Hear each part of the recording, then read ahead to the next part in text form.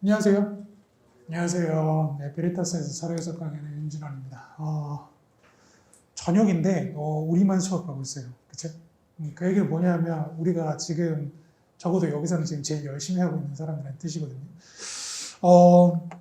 날씨가 좀 많이 춥습니다. 자, 날씨가 추운데도 여러분들이 이제 저녁에 시간 내서 자료에서 공부하겠다고 마음 먹으신 만큼 우리 수업 8회예요. 8회 동안 진행할 때 남은 기간 동안 그래도 효율적으로 공부할 수 있게 필요한 부분들 압축적으로 진행해가면서 공부를 좀 해보려고 합니다. 일단은 오늘 오리엔테이션을 간단하게 시작하고 그리고 본격적인 수업 내용에 들어가도록 하겠습니다.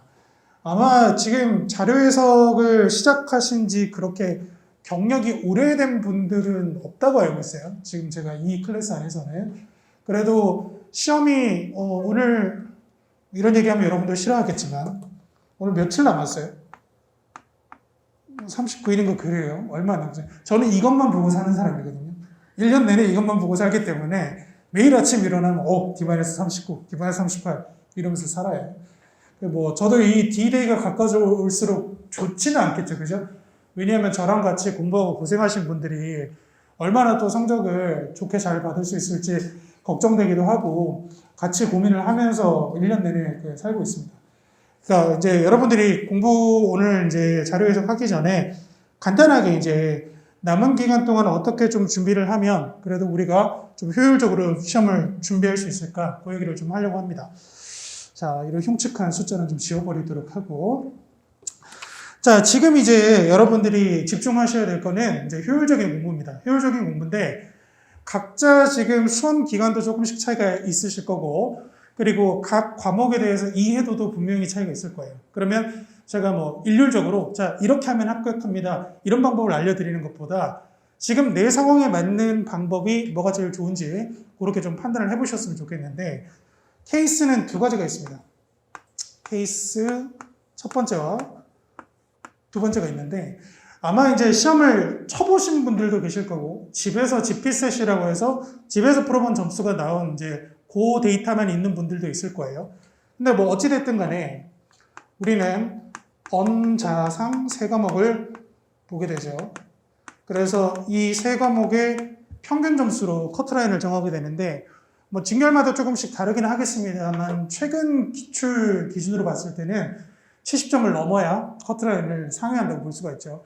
그리고 70점 정도로 커트라인이 내려온 지가 얼마 안 됐어요. 그게 뭐냐면 예전에는 여러분들이 그 역대 기출 커트라인 찾아보시면 80이 넘는 해도 여러 번 있었습니다. 그 얘기는 항상 기출의 난이도는 변화하고 있고 그러면 내가 안정적인 점수를 받기 위해서는 커트라인의 점수를 받아서는 굉장히 곤란합니다. 그러니까 커트라인의 점수를 받으면 여러분들 경험을 해보신 분들도 있을 것 같고 그리고 커트라인의 점수를 받는다는 게 어떤 건지 아직 잘 모르시는 분도 계실 것 같은데 일단은 커트라인 점수를 받으면 3월달부터는 공부가 안 됩니다. 뭐가 제일 재밌냐면 친구들끼리 커트라인 논쟁할 때가 제일 재밌어요. 야, 몇 점이 커트라인일 것 같아. 그러면서 야, 아니래. 어디서는 몇 점이래. 그러면서 야, 아니라 정보통이 떴는데 어디에는 몇 점이 그거라고 올라왔어. 아무 의미 없는 얘기죠. 그죠? 그러니까 인역차가 매 해마다 커트라인을 어떻게 정하냐면 배수를 끊어요.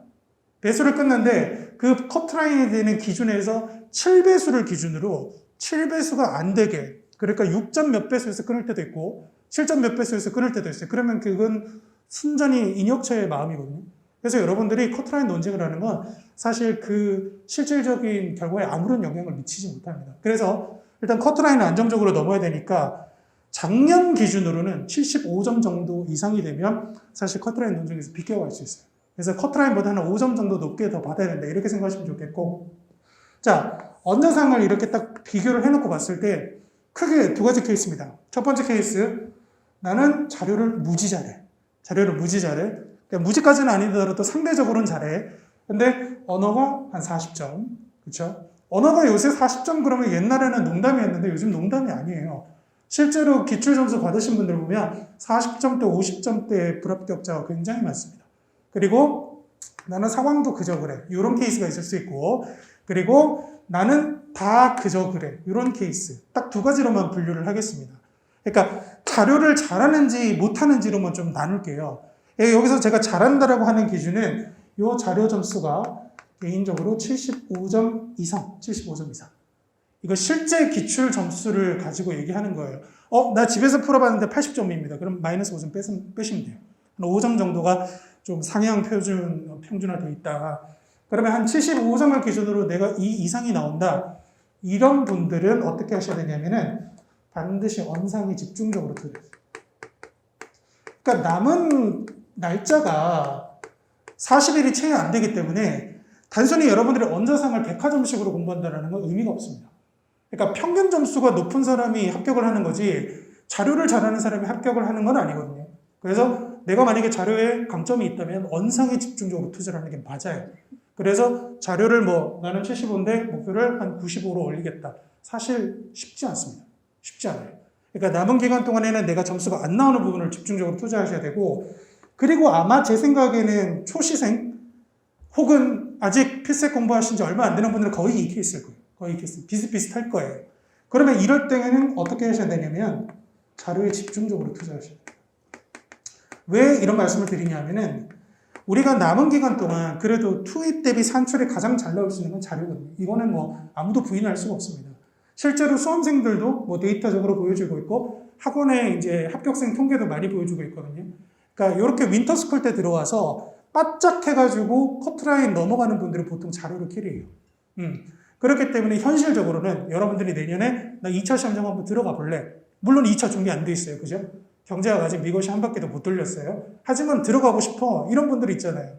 그러면 현실적으로는 자료를 점수 잘 받아요. 그래서 자료가 캐리하면 보통 커트라인을 좀 넘어가는 점수를 받을 수 있다.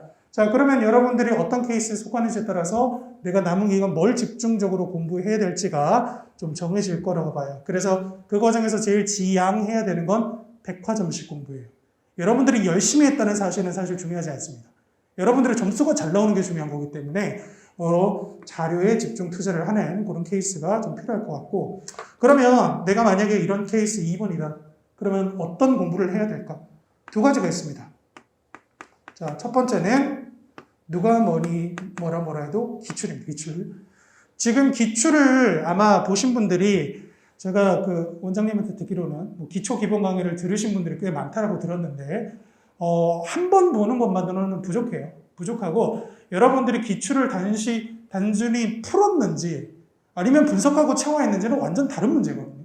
그러니까 여러분들 근처에 장수생 분들이랑 이야기해볼 기회가 없죠. 그죠? 저는 장수생이랑 꽤 많이 이야기를 해봤는데 그분들이 하나같이 하는 얘기가 뭐냐면 선생님 저 기출 한 10번 봤거든요. 기출 한 20번 봤거든요. 근데 왜 시험장 가면 점수가 안 나오죠? 그건 그냥 풀기만 해서 그래요. 왜냐하면 우리가 붙는 사람이 왜 붙고 떨어지는 사람이 계속 왜 떨어지는지 아세요? 문제는 매년 바뀌잖아요. 근데 붙는 사람은 왜 계속 붙냐면 뭐를 내는지를 아는 거예요.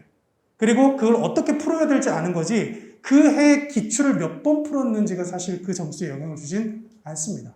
자, 그래서 여러분들이 기출을 볼 때 중요한 건 기출을 단순히 푼다가 아니라 기출이 분석적인 관점에서 학습이 돼야 돼요.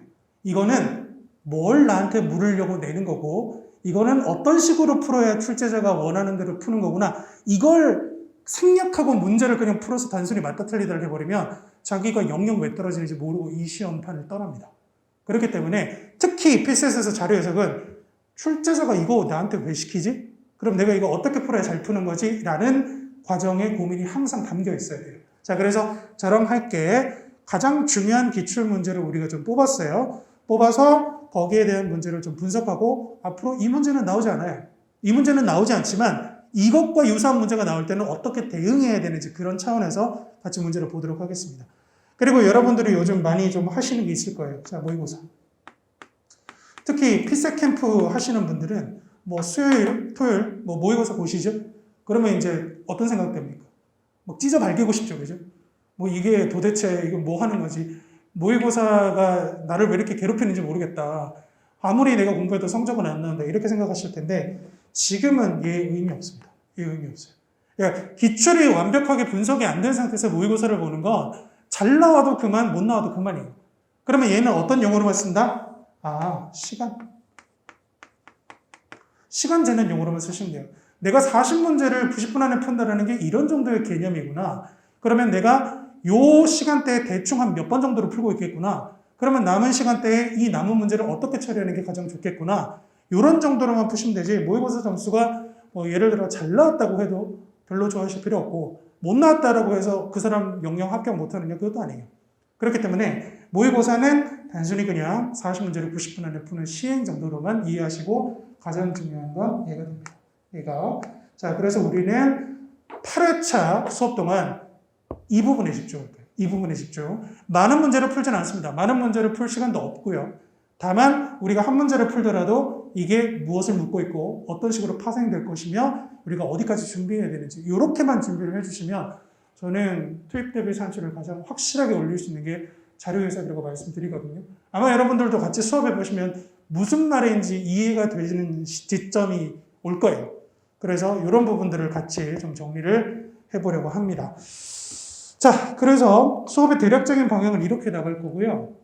여러분들이 교재 두 가지를 받으셨을 거예요.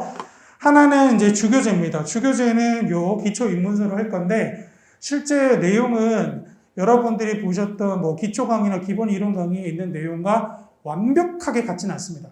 제가 조금씩 개념을 좀 보강하고, 불필요한 개념을 삭제하고, 그리고 요즘 트렌드에 맞게 필요하다 싶은 부분들은 조금 예제를 더 달아놨어요. 그래서 쌤 저 기초 이론 강의 들었는데 기본 강의 들었는데 아무 상관없습니다.